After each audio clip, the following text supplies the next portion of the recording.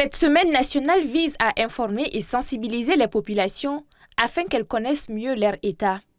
Elle offre une fenêtre plus large sur les symboles nationaux, notamment l'hymne national, les armoiries, les sceaux, ainsi que la devise de l'État. Lors de la cérémonie de lancement ce lundi, le Premier ministre a rappelé la plus-value de cette initiative qui en est à sa 2e édition. Mesdames et messieurs, les symboles de l'État jouent un rôle essentiel dans la formation des citoyens. Ils inculquent le respect des lois et des institutions. Ils nourrissent le patriotisme, l'amour de la patrie et le sens du devoir civique. Et enfin, ils servent de support pédagogique dans les écoles, les cérémonies officielles et les commémorations. Les symboles de l'État ne sont pas de simples images ou mots. Ils constituent le ciment de notre nation, le reflet de son histoire et la boussole de son avenir.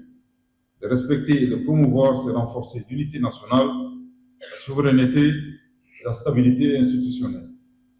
Le directeur national des Sceaux, Mohamed Nadjim, souligne que ces activités sont initiées pour amener tous les Maliens à appréhender de manière responsable les signes d'appartenance nationale. La 2e édition de la Semaine nationale pour l'harmonisation et l'utilisation des symboles de l'État est placée sous le sceau de l'année 2025, décrétée année de la culture, pour porter partout et transmettre plus facilement les messages puissants des symboles de l'État et contribuer à la construction en cours du citoyen malien en symbiose avec d'autres acteurs publics et non publics.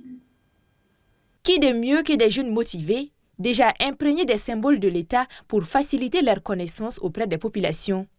Pour le bon déroulement de la semaine, la mission assignée aux pionniers est plus que cruciale. Et aujourd'hui, moi je suis chargé de donner des explications par rapport à la devise. Et déjà, quand on parle de la devise, donc la devise, ça c'est l'idéal du peuple malien. Donc notre vision, notre idéal.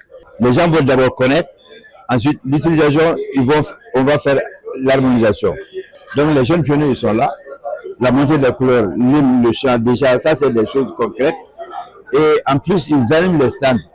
J'espère que ça va plaire aux gens. Vous avez vu qu'il y a un engouement. Ils sont là, ils donnent les explications sur les symboles de l'État.